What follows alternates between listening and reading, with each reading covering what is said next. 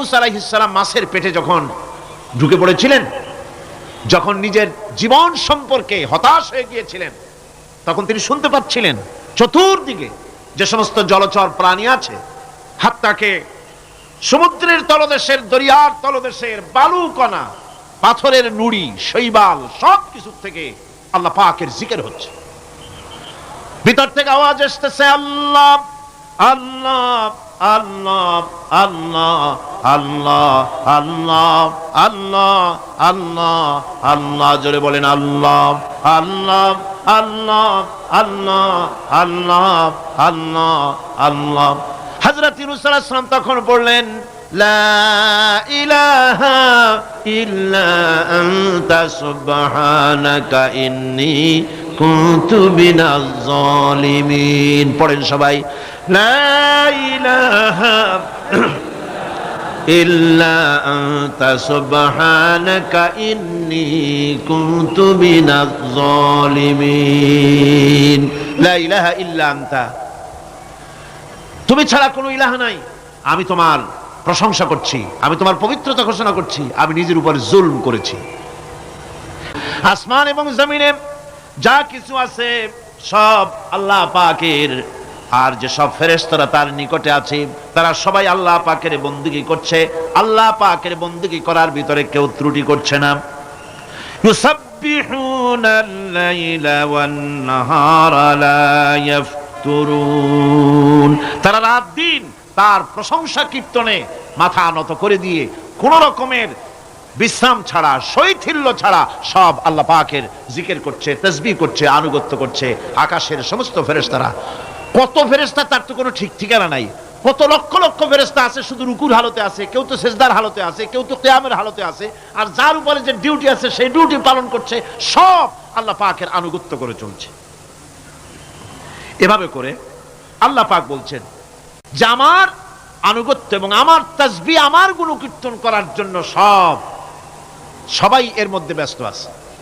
ইউসাব্বিহু লিল্লাহি মা ফিস সামাওয়াতি ওয়া মা ফিল আরদ আল মালিকিল কুদ্দুসিল আজিজিল হাকীম। ইউসাব্বিহু লিল্লাহি, তাসবিহ পড়ছে, সাব্বাহা ইউসাব্বিহু তাসবিহান, তাসবিহ পড়েছে, তাসবিহ পড়ছে, তাসবিহ পড়বে। কিয়ামত পর্যন্ত যা কিছু আছে আকাশে, যা কিছু আছে জমিনে, যা কিছু আছে এর মাঝখানে, সব তাসবিহ পড়ছে কার? আল্লাহ পাকের জিকির করছে, তাসবিহ করছে। এই জন্য রাসূল কারীম সাল্লাল্লাহু আলাইহি ওয়াসাল্লাম বলেছেন, গাছের পাতাটিও ছিল না, প্রয়োজন হলে গাছটা কেটে ফেলো, কিন্তু বিনা প্রয়োজনে গাছের পাতাও ছিল না, কারণ গাছের পাতা আল্লাহ পাকের জিকির করছে। কার জিকির করে? গাছপালা, তরুলতা, কীট পতঙ্গ সব আল্লাহ পাকের তাসবিহ করছে, জিকির করছে। কোরআনে কারীম বলছে, ওয়ালিল্লাহি মুলকুস সামাওয়াতি ওয়াল আরদি ওয়া ইলাল্লাহিল মাসির। আকাশ মণ্ডল এবং জমিনের বাদশাহী আল্লাহ পাকের, এবং তারই কাছে আমাদের সকলকে ফিরে যেতে হবে। মালিক হচ্ছেন তিনি। আর তার তাসবিহ আকাশ জমিন, যা দেখতে পাই, যা দেখতে পাই না, এর মধ্যস্থিত যা কিছু আছে সব কিছুই আল্লাহ পাকের তাসবিহ গুণকীর্তনে সব নিরত আছে। অন্য আয়াতে আল্লাহ পাক বলেন, ওয়ালাহু মান ফিস সামাওয়াতি ওয়াল আরদি কুল্লুন লাহু কানিতুন। আসমান এবং জমিনে যা আছে তা সবই আল্লাহর নির্দেশের সামনে মাথা নত করে দিয়েছে। শুধু তাই নয়, আশ-শামসু ওয়াল কমারু বিহুসবানিন ওয়ান নাজমু ওয়াশ-শাজারু ইয়াসজুদান। সূর্য এবং চন্দ্র হিসাব অনুযায়ী আবর্তিত হচ্ছে, এবং বৃক্ষ এবং নক্ষত্ররাজি সেজদায় রত হয়ে আছে। সব আল্লাহ পাকের সামনে মাথা নত করে দিয়েছে। এই ইবাদত, তাসবিহ, আজ্ঞা অনুবর্তিতা, নিয়মানুবর্তিতা, সচেতনতা, সকল কিছু সকলেই মিলে আল্লাহ পাকের একটি ধূলিকণা থেকে শুরু করে পাহাড় পর্বত পর্যন্ত সব আল্লাহর নিয়ম কানুন মেনেই চলছে। আপনি দেখতে পাচ্ছেন সমুদ্রে যে জোয়ার এবং ভাটা হয়, কার নির্দেশে হয়? কার নির্দেশে হয়? আরো লক্ষ্য করুন, সমুদ্রের পানি লবণাক্ত, এই নোনা পানি, সমুদ্রের নোনা পানিগুলি পদ্মা, মেঘনা, যমুনা, ব্রহ্মপুত্র, শীতলক্ষা, সুরমা, এসব মিষ্টি পানির ভিতরে জ্বরের টানে লবণাক্ত পানিগুলি ঢুকে যায়। আবার ভাটির টানে মিষ্টি এলাকার পানিগুলি সব গিয়ে সমুদ্রের মধ্যে, নোনা পানির মধ্যে চলে যায়। মাঝখানে কোনো পার্টিশন নাই, মাঝখানে কোনো হেজাব নাই, কোনো বেড়া নাই, বাদ নাই।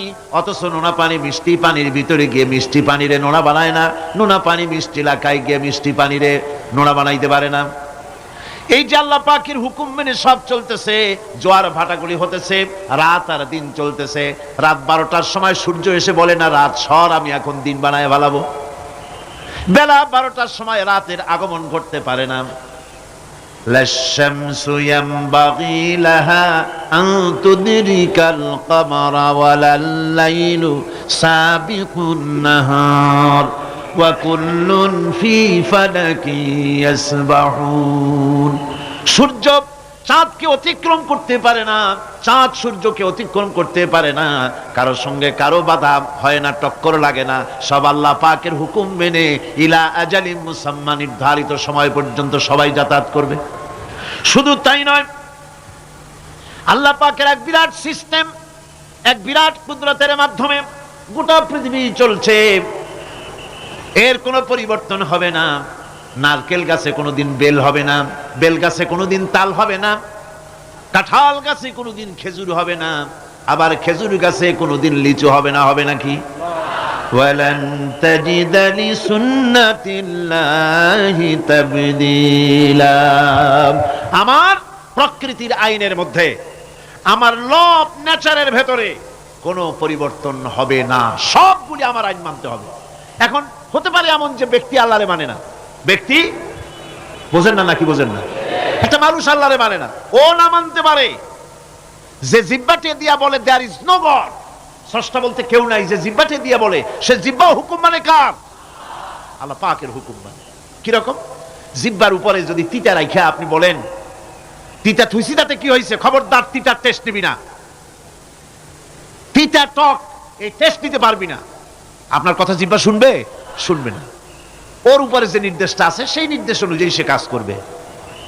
টয়লেটে গিয়ে আপনি না কেড়ে কবেন যে খবরদার, আমি একটা বিরাট অফিসার, অনেক টাকা পয়সার মালিক, অথবা বিরাট একটা মন্ত্রী টন্ত্রী কিছু একটা, সবাই আমার হুকুম মানে, তোকেও মানতে হবে, খবরদার দুর্গন্ধ যেন নাকের মধ্যে না ঢোকে। নাক আমি চাবি ধরতে পারবো না। শুনবে না কে? শুনবে। নাক হোক, কান হোক, চোখ হোক, মুখ হোক, প্রত্যেকটা অঙ্গ প্রত্যঙ্গ, এগুলি সব হুকুম মানে কার? হতে পারে ব্যক্তি আল্লাহরে অস্বীকার করে বসলো, আল্লাহকে বললো যে আল্লাহ নাই, সব এমনি এমনি হয়। এর কপাল পড়ার লক্ষণ। কিসের লক্ষণ? কপাল পড়ার লক্ষণ। সব বোঝে। একটা মাইক দেখলে কয় যে না, কেউ এটারে বানাইছে। এই যে একটা ভিডিও ক্যামেরা, এটারে কেউ দেখলে বলবে যে কয়েকজন আলেমে মিলে ফু দিছে আর অমনি একটা মাইক হয়ে কি বল ক্যামেরা হয়ে গেছে, বলবে কেউ? কোন পাগলেও কবে? এই প্যান্ডেলটা দেখে কি মনে হবে? 4-5 জন পিসা বাইসা কোসাইর কোণে দাঁড়াইয়া ফু দিছে, সাথে সাথে প্যান্ডেল হয়ে গেছে। এটা কথা হইল? একটা ছোট্ট টেবিল, একটা চায়ের কাপ দেখলে পরে মানুষ বলে নিশ্চয়ই এটা কেউ বানাইছে। আজীব, এত বড় বিশাল আকাশ, এত সুন্দর জমিন, এত সুন্দর দেহ, এই মানুষ, গাছপালা, তরুলতা, কীট পতঙ্গ, পাহাড়, নদ নদী, এ সব কিছু দেখে কেবলমাত্র কপাল পোড়াই বলতে পারে যে কেউ নাই, এমনি এমনি হয়েছে। আজীব তামাশা। এমনি এমনি একটা চাউল তৈরি হয় না, একটা ডিম তৈরি হয় না, এমনি এমনি পৃথিবীটা হয়ে গেল। সবগুলির পেছনেই আল্লাহ পাক আছেন, তিনি সৃষ্টি করেছেন। এখন উপাস্যের প্রতি এই সৃষ্টি মানুষের দৃষ্টি আকর্ষণ করে। উপাস্য পাও না কে আল্লাহ, তা ঠিক পাও না, তা দেখাবার জন্য এই পৃথিবীর আল্লাহর সৃষ্টি প্রত্যেকটি পদার্থ, প্রত্যেকটি জিনিস ইঙ্গিত করে নিঃসন্দেহে কেউ না কেউ আছে, আর তার নাম হচ্ছে আল্লাহ। তার নাম কি? আরো জোরে বলেন, নাম কি? আল্লাহ পাক। এখন প্রশ্ন ওঠে আল্লাহরে বানাইছে কেডা? বলে তো মুরগি আগে না ডিম আগে? ডিম যদি আগে হয়ে থাকে তো ডিমটারে পারলো কে? আর মুরগি যদি আগে হয়ে থাকে, কোথার থেকে মুরগি এসে উড়ে এসে জুড়ে বসলো, আইলো কই থেকে? আল্লাহ যদি একজন থেকেই থাকেন তাহলে তার স্রষ্টাকে? এই প্রশ্ন তুলেছেন বার্টন রাসেল। প্রশ্ন তুলেছে স্রষ্টার স্রষ্টাকে। তা আমি দেখলাম এক আর্মি অফিসার একটা বই লিখেছেন, আমার এত ভালো লাগলো। বইটার নাম হচ্ছে আল কোরআন দা চ্যালেঞ্জ, মহাকাশ পর্ব। দারুণ লিখেছেন তিনি, আপনারা যদি পান খুঁজে নিয়ে পড়বেন। সে বইয়ের শেষ ভাগে গিয়ে তিনি এটার জবাব দিয়েছেন, স্রষ্টার স্রষ্টাকে তাই তুমি তালাশ করো, কানা চায় মানে কুজো চায় সিটই শুইতে। একটা লবণ কণার দৃষ্টান্ত তিনি দিয়েছেন, একটা লবণ কণা।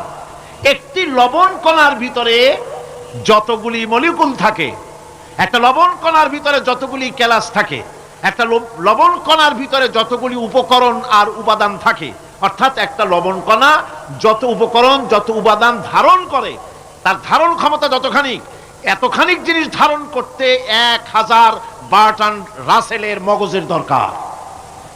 একটা লবণ কণা, সেইটার চিন্তা করাই কঠিন। আর এত বড় মহাবিশ্ব যিনি সৃষ্টি করেছেন তার স্রষ্টাকে তালাশ করতে চাও, এটা কি স্বাভাবিক কথা? এটা পাগলের প্রশ্ন হতে পারে, এটা পাগলের প্রশ্ন হতে পারে।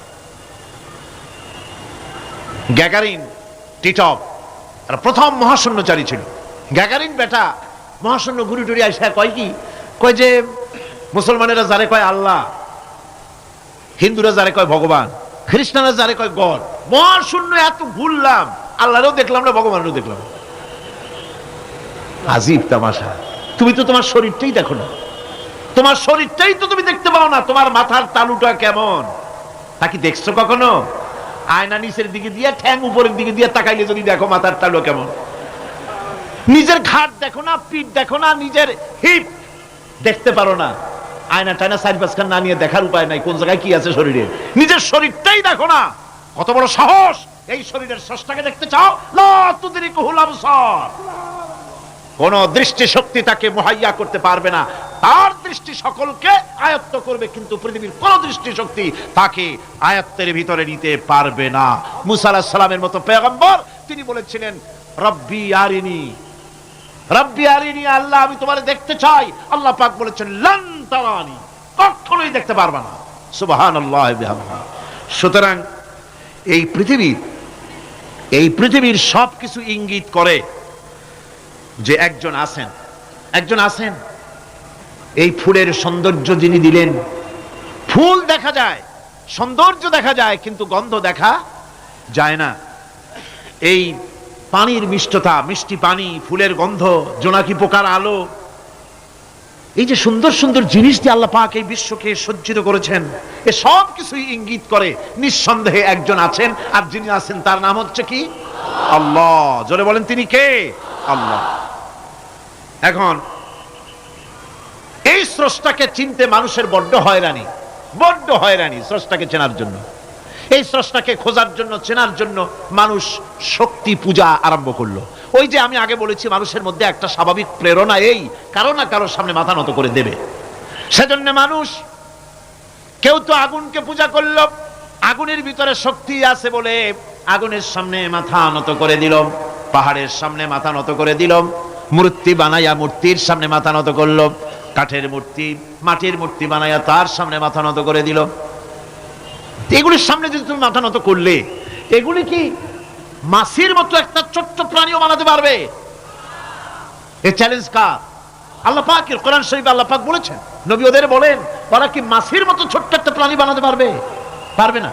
এমনকি ওদের সামনে যে খাদ্যগুলি রাখা হয়, মূর্তি টুর্তি বানায়া সামনে যে খাদ্য রাখা হয়, এই খাদ্যের উপরে যদি মাছি পড়ে, খাবারগুলি উড়াই নিয়ে যায়, অথবা ওদের নাকের উপর এসে যদি মাছি এসে পড়ে, এই মাছিটাকে এতগুলো হাত সাথে একটা টোকা দিয়ে একটা মাছিকে উড়াই দিতে পারবে না। পারবে না।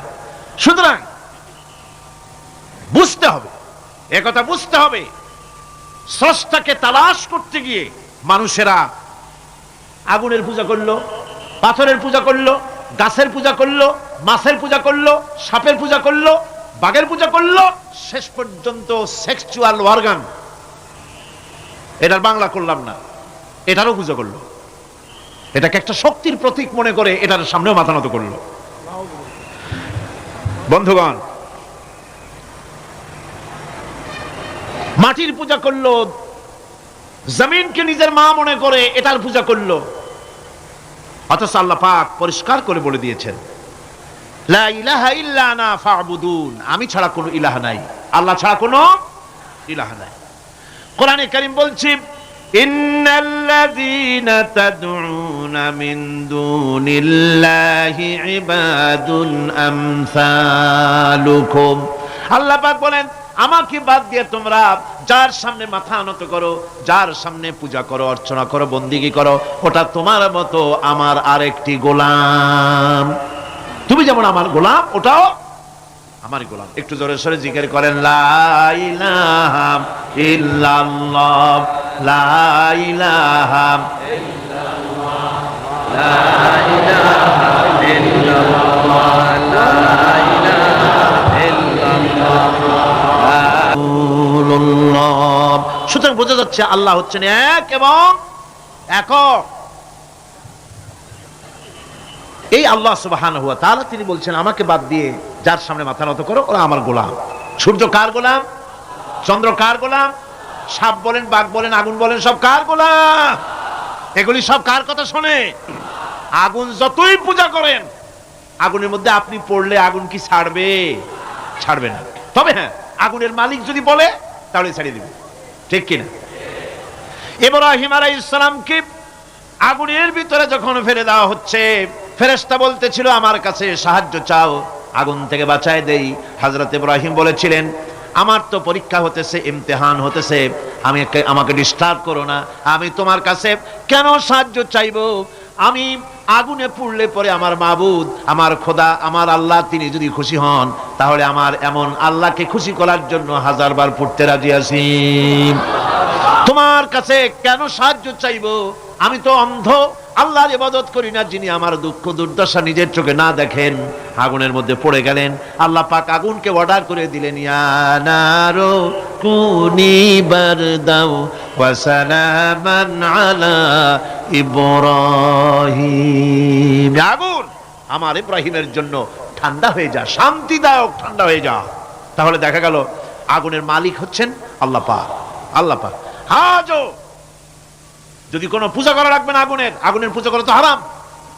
আগুন হচ্ছে আল্লাহর গোলাম, আল্লাহর সৃষ্টি, এটা হচ্ছে মাখলুক, আল্লাহ হচ্ছেন খালিক।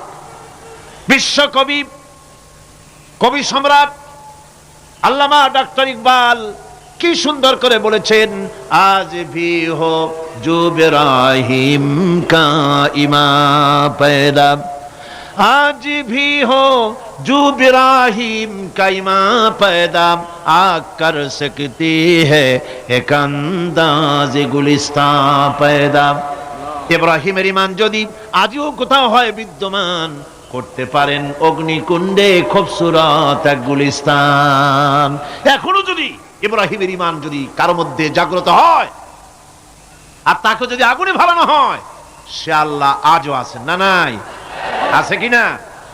আল্লাহু লা ইলাহা ইল্লা হুয়াল হাইয়ুল কাইয়ুম। পড়েন সবাই, আল্লাহু লা ইলাহা ইল্লা হুয়াল হাইয়ুল কাইয়ুম। তিনি সদা জাগ্রত, তিনি চিরঞ্জীব। সুতরাং মহান শক্তিধর আল্লাহ পাক, তার হচ্ছে সব গোলাম। তুমি গোলাম হইয়া আর এক গোলামের কাছে হাত পাতো, সে তোমারে কিচ্ছু দিতে পারবে না। আমি দৃষ্টান্ত দিতে গিয়ে বলি, একজন ভিক্ষুক সে যদি আর একজন ভিক্ষুকের কাছে গিয়ে বলে ভাই আমারে 10টা টাকা দাও, সে 10 টাকা পাবে কই? সারাদিন খয়রাত করিয়া পাইছে মোটে 5 টাকা, তোমার তো 10 টাকা দিতে পারবে না। ও ভিক্ষুক, তুমিও ভিক্ষুক। সুতরাং গোটা বিশ্ববাসী হচ্ছে আল্লাহ পাকের কাছে ভিক্ষুক। সবগুলি কি ভিক্ষুক? প্রধানমন্ত্রী হোক, প্রেসিডেন্ট হোক, প্রধান সেনাপতি হোক, আল্লাহ পাকের দরবারে এগুলি কিচ্ছুই না, গোলাম। এগুলি সব কি? গোলাম আর গোলাম। সুতরাং মাথা নত করা যাবে না কারোর সামনে। এই প্রকৃতি, এই নেচার শিখাচ্ছে একজন আছেন, সেটাকে বুঝতে হবে। বোঝার জন্য আল্লাহ কি দিয়েছেন? কি বোঝার জন্য আল্লাহ পাক মানুষকে ব্রেন দিয়েছেন, বিবেক দিয়েছেন। শোনার জন্য কান দিয়েছেন, দেখার জন্য চোখ দিয়েছেন। আল্লাহ পাক বলছেন লাহুম কুলুবুন লা ইয়াফকাহুনা বিহা ওয়ালাহুম আয়ুনুন লা ইউবসিরুনা বিহা ওয়ালাহুম আযানুন লা ইয়াসমাউনা বিহা উলাইকা কাল আনআম বাল হুম আযাল উলাইকা হুমুল গাফিলুন। আমি যাদেরকে কান দিয়েছিলাম, কলব দিয়েছিলাম, বিবেক দিয়েছিলাম, বিবেক দিয়ে সব বুঝলো কিন্তু আমারে বুঝলো না। বিবেক দিয়া সব বুঝলো, বিবেক দিয়া সমস্ত জিনিস নিজের স্বার্থের জিনিসগুলি বুঝলো কিন্তু আল্লাহকে বুঝলো না। কান দিয়েছিলাম শোনার জন্য, গান শুনলো, বাজে কথা শুনলো, সব শুনলো কিন্তু হকের দাওয়াত তার কানের মধ্যে ঢুকলো না। হক বুঝলো না, হক শুনলো না, হক দেখলো না, সত্যকে চিনতে পারলো না। আল্লাহ পাক বলেন উলাইকা কাল আনআম, এরা হলো চতুষ্পদ জানোয়ার, জানোয়ার পশু। আল্লাহ কয় না খালি পশু কইলে সারে না, বালহুম আদাল, একেবারে পশুর চাইতেও নিকৃষ্ট। কারণ কি? কারণ হলো পশু অবিশ্বাসী নয়, পশু অবিশ্বাসী নয়, পশু কাফের নয়, পশু মুশরিক নয়, পশু মুরতাদ নয়, পশু নাস্তিক নয়, ঠিক কিনা? সুতরাং পশুর চাইতেও খারাপ, পশুর চাইতেও খারাপ। পশু যেটা বোঝে তাও বোঝে না। পশু তো অন্তত মালিকের আনুগত্য করে, তার কথা শোনে, যার খায় তার কথা শোনে। কুত্তাটাও, কুকুরও যার খায় তার কথা শোনে, ঠিক কিনা গণ? অথচ যে আল্লাহ রাব্বুল আলামিন খেতে দিলেন, পড়তে দিলেন, সব কিছু দিলেন, তার ইবাদতটা বুঝতে চেষ্টা করলো না, তার ইবাদত বুঝতে চেষ্টা করলো না, তার গোলামি করতে জানলো না। সুতরাং এগুলি হচ্ছে উলাইকা কাল আনআম, এগুলি চতুষ্পদ জন্তু এবং জানোয়ারের মতো, বরং তার থেকেও নিকৃষ্ট। মানুষকে আল্লাহ পাক জ্ঞান দিয়েছিলেন, সেই জ্ঞান দিয়ে সে দূরবীন আবিষ্কার করলো, জ্ঞান দিয়ে দূরবীন আবিষ্কার করলো যাতে করে শকুনের চাইতেও তীক্ষ্ণ দৃষ্টি সম্পন্ন হয়। সে গাড়ি আবিষ্কার করলো যাতে করে চিতাবাঘের চাইতেও বেশি দৌড়াইতে পারে। সে সাবমেরিন আবিষ্কার করলো যাতে করে মাছের চাইতেও বেশি দ্রুতগামী হয়ে চলতে পারে পানির তলা দিয়া। সব কিছুই করলো কিন্তু তার মনুষ্যত্বকে বাড়াইতে পারলো না, মনুষ্যত্বকে বাড়াতে পারলো না। এই মনুষ্যত্বই ছিল সবচেয়ে বড় জিনিস। কবি বলছেন, মুঝে ये डर है कि दिले जिंदा तू ना मर जाए, मुझे ये डर है कि दिले जिंदा तू ना मर जाए, कि जिंदगानी इबारत है तेरे जीने से, मुझे ये डर है कि दिले जिंदा तू ना मर जाए। আমার এই ভয় হয় হে আমার জীবন্ত আত্মা তোর না অপমৃত্যু হয়ে যায়, কারণ তোর যদি অপমৃত্যু হয় তাহলে আমার তো বেঁচে থাকার কোনো লাভ নাই। আমরা তো আমাদের আত্মা, জীবিত আত্মাকে মেরে ফেলছি, জীবিত আত্মাকে মেরে ফেলছি, আত্মাকে বিকশিত করছি না। আত্মাকে বিকশিত করতে হবে। এই আত্মা বিকশিত হবে কিভাবে? সব জিনিসের খাবার আল্লাহ পাক এই জমিনে তৈরি করেছেন, ঠিক কিনা কর? সকলের খাবার এই জমিনে। মানুষ যেহেতু তৈরি হয়েছে এই মাটি দিয়ে, সেই জন্য আল্লাহ রাব্বুল আলামিন মানুষের খাবার মাটি দিয়ে তৈরি করে দিয়েছেন। কলা দিয়েছেন, কচু দিয়েছেন, আলু দিয়েছেন, মূলা দিয়েছেন, তাল দিয়েছেন, বেল দিয়েছেন, মাছ দিয়েছেন, তরকারি দিয়েছেন, পনির দিয়েছেন, দুধ দিয়েছেন, গোশত দিয়েছেন। খাবারের কোনো অভাব রাখেন নাই, সব মাটি দিয়েছে।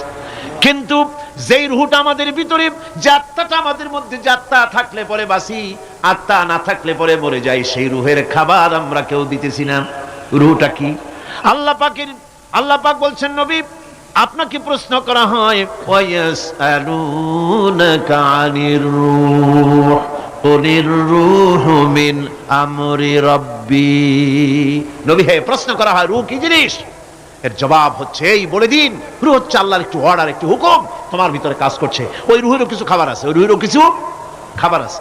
সেই রূহকে খাবার জমিনে তৈরি হবে না। রূহ গোশত খাবে না, পনির খাবে না, দুধ খাবে না, সর খাবে না, ফল খাবে না, কি খাবে? রূহের খাবার।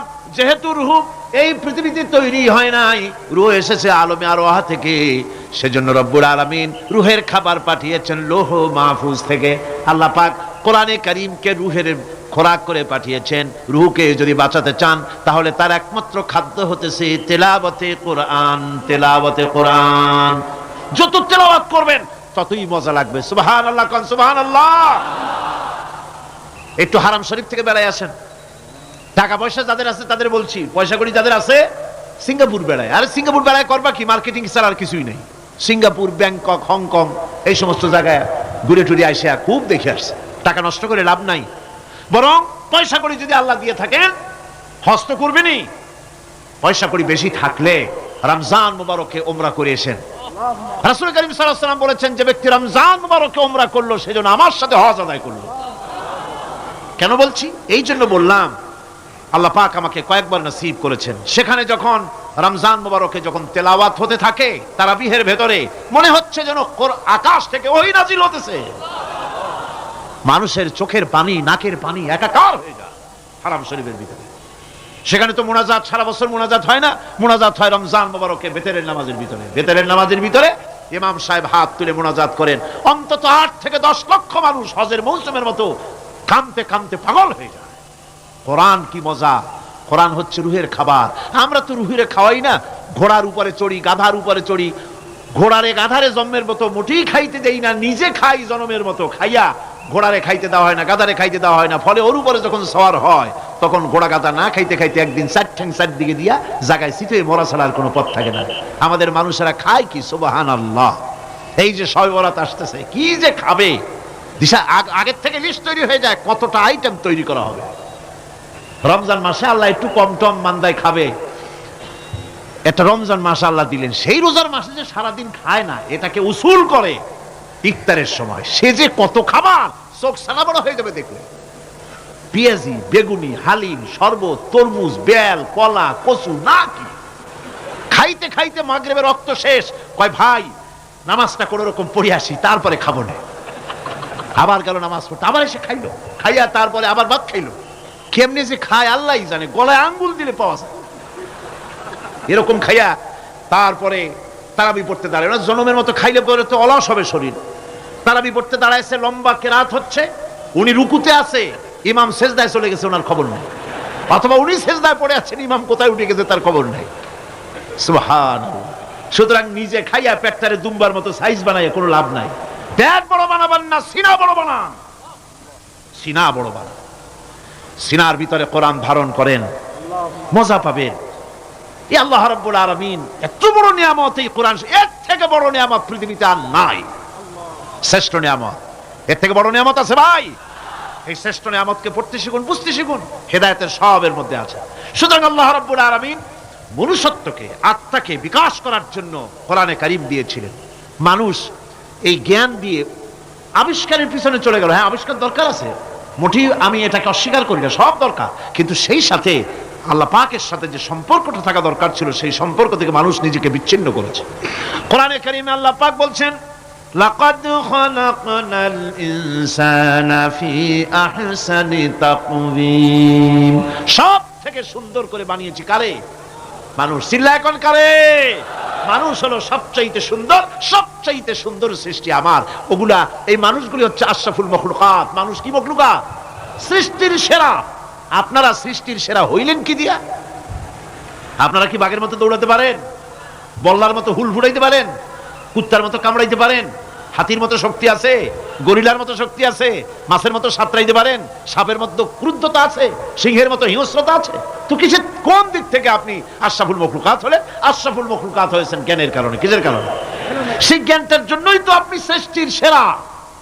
এই সৃষ্টির সেরা মানুষ, সুন্দর মানুষ, এই মানুষগুলি সুম্মা রাদাদনাহু ফি আসফালা সাফিলিন। সুম্মা রাদাদনাহু আসফালা সাফিলিন। এই মানুষ নিচে নামতে নামতে এত নিচে নামে, শয়তান অবাক হয়ে গালে হাত দিয়া নিচের দিকে তাকাইয়া দেখে আর চিন্তা করে এর দূর নামলো কেমনে। শয়তান অবাক হয়ে যায় মানুষের অবস্থা দেখে। আজ America, British parliament, American parliament আইন পাশ করে পুরুষে পুরুষে বিবাহ জায়েজ করে দিয়েছে সেখানে। নাউযুবিল্লাহি মিন যালিক। শয়তানের সাথে অনেক কিছু, শয়তান ওই সব কাম জানেও না, বোঝেও না। শয়তান তো ভালো, কুত্তাও জানে না, ঠিক কিনা কন? কুকুরেও সমকামিতা করে না, শুয়ারেও করে না, গাধায়ও করে না। মানুষ কোথায় নামছে? এই মানুষ সৃষ্টির সেরা বানিয়েছিলাম, শয়তানের চাইতে নিকৃষ্ট হয়ে গেল। আল্লাহ পাক বলেন, ইল্লাল্লাযীনা আমানু ওয়া আমিলুস সালিহাতি ফালাহুম আজরুন গায়রু মামনুন। কিন্তু যারা ঈমান এনেছে, আমলে সালেহ করেছে, তাদের জন্য রয়েছে অফুরন্ত পুরস্কার। এই অফুরন্ত পুরস্কার আল্লাহ রাব্বুল আলামিন দান করবেন যারা নাকি মুমিন বান্দা, যারা নাকি ইবাদত করবে তাদের জন্য। এখন আমি আপনাদেরকে বলতেছিলাম যে ইবাদত গোলামি অর্থে, এর গোলামির পূর্ণ অর্থ সেটা হচ্ছে যে ব্যক্তি, পরিবার, সমাজ ও রাষ্ট্র, জীবনের সকল ক্ষেত্রে গোলামি করতে হবে কার? আল্লাহ পাকের। এই ইবাদত শব্দটাকে কোরআনে কারিমে কয়েকটা অর্থে ব্যবহার করা হয়েছে, সে অর্থগুলি আমাদের জানা দরকার। যেমন ইবাদত এবং দাসত্ব অর্থে আল্লাহ পাক বলছেন, ثم أرسلنا موسى وأخاه هارون بآياتنا وسلطان مبين। অতঃপর মূসা এবং তার ভাই হারুনকে আমার নিদর্শন দিয়ে তাদেরকে সুস্পষ্ট রূপে প্রমাণ সহ ফেরাউন এবং তার সভাসদের কাছে আমি পাঠিয়ে দিলাম। তারা যখন তাদের কাছে গিয়ে দ্বীনের দাওয়াত দিল, তখন তারা কি বলল? فقالوا أنؤمن لبشرين مثلنا وقومهما لنا عابدون। আমি যখন তাদেরকে পাঠালাম, তারা যখন দ্বীনের দাওয়াত দিলেন, ইবাদতের দাওয়াত দিলেন, তখন তারা বলল, আমরা কি এমন আমাদেরই মতো দুজন মানুষের আনুগত্য করব? এখানে আবিদুন অর্থাৎ দাসত্ব, আমরা কি তার দাসত্ব করব? এই দাসত্ব একমাত্র আল্লাহরই হতে পারে, আর কারো হতে পারে না। সেজন্য কোরআনে কারীম অন্যত্র বলছে, ইয়া আইয়ুহাল্লাযীনা আমানু কুলু মিন তাইয়্যিবাতি মা রাযাকনাকুম ওয়াশকুরু লিল্লাহি ইন কুনতুম ইয়্যাহু তা'বুদুন। হে ঈমানদারেরা, তোমরা যদি আমার ইবাদত করো, তবে আমি তোমাদেরকে যে সব পবিত্র জিনিস দান করেছি তা খাও এবং আল্লাহর শুকর আদায় করো। তো ইবাদত আল্লাহ পাকের করলে আল্লাহ পাক তাদেরকে খেতে দিবেন, পড়তে দিবেন, সবকিছু আল্লাহ পাক করে দিবেন। তো আল্লাহ পাকের ইবাদত করতে হবে, আল্লাহ পাকের উপর ঈমান আনতে হবে, আর তাগুতকে অস্বীকার করতে হবে। অন্য আরেকটি আয়াতে কথাটা এভাবে এসেছে, ফামান ইয়াকফুর বিত-তাগুতি ওয়া ইউমিন বিল্লাহি ফাকাদ ইসতামসাকা বিল উরওয়াতিল উসকা লা ফিসামা লাহা ওয়াল্লাহু সামিউন আলীম। ফামান ইয়াকফুর বিত-তাগুত, যে ব্যক্তি তাগুত অস্বীকার করলো, ওয়া ইউমিন বিল্লাহ এবং আল্লাহর উপর ঈমান এনেছে, ফাকাদ ইসতামসাকা বিল উরওয়াতিল উসকা, সে এমন এক মহান অবলম্বন ধারণ করলো যে কোনো জিনিসই তাকে বিচ্ছিন্ন করে দিতে পারবে না, এমন এক মহান অবলম্বন ধারণ করেছে। সুতরাং আল্লাহর উপর ঈমান আনতে হবে, তাগুতকে অস্বীকার করতে হবে। ইবাদত জীবনের সকল ক্ষেত্রে করতে হবে কার? আল্লাহ পাক। কোরআনে কারীম বলছে, এর আগে আমি প্রথমে শুনিয়েছি, সমস্ত নবীরা, আম্বিয়া আলাইহিস সালাম, তারা তার নিজের জাতিকে গোলামির জন্য দাওয়াত দিয়েছেন। আল্লাহ পাকের বলেছেন, আমার জাতি, একমাত্র নবী মুহাম্মদ রাসূলুল্লাহ সাল্লাল্লাহু আলাইহি ওয়াসাল্লাম আমার জাতি, তিনি বলেন নাই। তাকে দিয়ে আল্লাহ পাক বলেছেন, ইয়া আইয়ুহান নাসু উবুদু রাব্বাকুমুল্লাযী খালাকাকুম ওয়াল্লাযীনা মিন ক্বাবলিকুম লাআল্লাকুম তাত্তাকুন। ইয়া আইয়ুহান নাসু উবুদু রাব্বাকুমুল্লাযী খালাকাকুম। রাব্বাকুম উবুদু রাব্বাকুম আই আতিউ রাব্বাকুম। গোলামি করো, আনুগত্য করো, দাসত্ব করো তোমার সেই প্রভুর, সেই রবের, যিনি তোমাকে সৃষ্টি করেছেন। তার আনুগত্য জীবনের সব ক্ষেত্রে করো। এক জায়গায় করলে হবে না, সব জায়গায় করলে হবে। আগামী রাত্রিটা হচ্ছে শবে বরাত, তাই না? বোঝেন নাকি বোঝেন না? আগামী রাত্রিটাই আমরা হচ্ছে সেই ধরনের মানুষ, মিনিমাম লেবার ম্যাক্সিমাম প্রফিট। অল্প কাজ করে বেশি প্রফিট যদি করা যায়, আমরা সেই পক্ষে বেশি। শবে বরাত, শবে কদরে ইবাদত করিয়া জীবনের সব গুনাহ মাফ করাইতে চাই, আর করাইয়া মনে করলাম, বিশ্বাস করলাম যেটা এইভাবে হয়, কিন্তু পরের দিন থেকে আবার যেরকম ছিল মানুষ সেরকম হয়ে যায়। সারা রাত জাগলো শবে বরাতে, সারা রাত জাগলো। সকালবেলায় যে ব্যবসায়ী সারা রাত জাগলো, সকালবেলায় দোকানে দিয়ে ওজনে কম দেওয়ার অভ্যাসটার পরিবর্তন হইল না।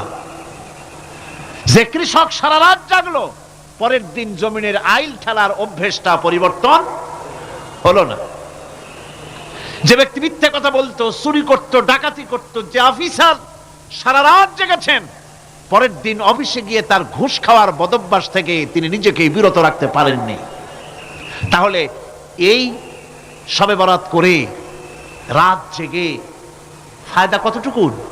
কতটুকুন ফায়দা? হ্যাঁ, ফায়দা কিছু আছে, ফায়দা আছে। সেটা হলো পায়াস খাওয়া, সেটা হলো গোশত খাওয়া, রুটি খাওয়া, এই ফায়দা তো হবেই, এগুলি হয়। কিন্তু আপনার মূল ফায়দা হবে কি করে যদি আপনার অভ্যাসের পরিবর্তন না হয়? কথা বোঝেন কিনা? কথা বোঝেন কিনা? মূল অভ্যাসের তো পরিবর্তন করতে হবে। একজন মাঠে মাঠে ঘুরছে, আর এক পাগল এসে জিজ্ঞেস করছে, ঘুরছো কেন? ঘুরবো না, আগামীকাল কোরবানির দিন, গরু তালাশ করতেছি, গরু পাচ্ছি না, বাজারে টাজারে ঘুরলাম, আবার আর এক বাজারে যাচ্ছি। আরে বাজারে বাজারে গরু কেন? মাঠে কত গরু আছে, একটা ধরে জবাই দিলেই তো হয়। লোকটি বলছে, দেখো পরের গরু জবাই দিলে তাতে গোনা হবে। কয় না, তুমি অঙ্ক বোঝো না। গরু জারি হোক, কোরবানির দিনে গরু জবাহ যদি করো তাহলে সব একটা হবে। কোরবানি উপলক্ষে জবাহ করছে, একটা সব পাবে না? তো কোরবানির জন্য একটা সব হবে, আর চুরির জন্য অবশ্যই একটা পাপ হবে। কোরবানি যখন দিবা তো কোরবানির সব আর চুরির পাপ ভগ্নাংশের মতো কাটাকাটি হয়ে যাবে, গোশত খাবা ফাও। তো মানুষের অবস্থা তো তাই হয়েছে। মানুষের অবস্থা হয়েছে শবে বরাতে সারা রাত জাগবো, কান্দাকাটি করবো, ফাও ফাও গুনাহ মাফ হয়ে যাবে, আর গোশত রুটি তো আসি, যদ্দূর পারলাম খাইলাম। পরের দিন টু ফুর্তি, নো চিন্তা। নাউযুবিল্লাহি মিন যালিক। এই কান্দারও দাম নাই, আর এই ধরনের রাত জাগারও দাম নাই, এই ধরনের ইবাদত করেও দাম নাই। ইবাদতটা হচ্ছে জীবনের সব ক্ষেত্রে ইবাদত করতে হবে। ইবাদত সম্পর্কে মিস ইন্টারপ্রিটেশন যেটা এসেছে, ভুল অর্থ যেটা এসেছে, সেই ভুল অর্থের কারণে মানুষ শুধু মনে করে নামাজ, রোজা, হজ, যাকাতই শুধু ইবাদত না। ইবাদত হচ্ছে জীবনের সকল ক্ষেত্রে গোলামিটা হতে হবে আল্লাহ পাকের সব জায়গায়। পার্লামেন্টে গোলামি হবে কার? কোর্ট কাছারিতে কার?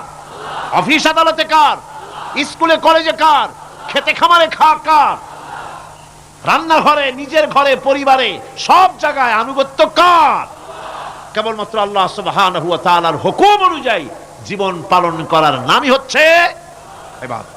এই ইবাদত, নামাজ পড়ার নাম ইবাদত, নামাজ না পড়ার নামও ইবাদত। রোজা রাখার নামও ইবাদত, রোজা না রাখাও ইবাদত। এখন আপনারা বলতে পারেন, যেটা ঠিক কি আশ্চর্য কথা শুনাইলেন, নামাজ পড়া তো ইবাদত, নামাজ না পড়া আবার কোন দেশে ইবাদত? রোজা রাখা তো ইবাদত, রোজা না রাখা কোন দেশে ইবাদত? মূল কথা হচ্ছে 5 ওয়াক্ত নামাজ সময় মতো পড়বেন, তা তো আপনার ইবাদত হবে। কিন্তু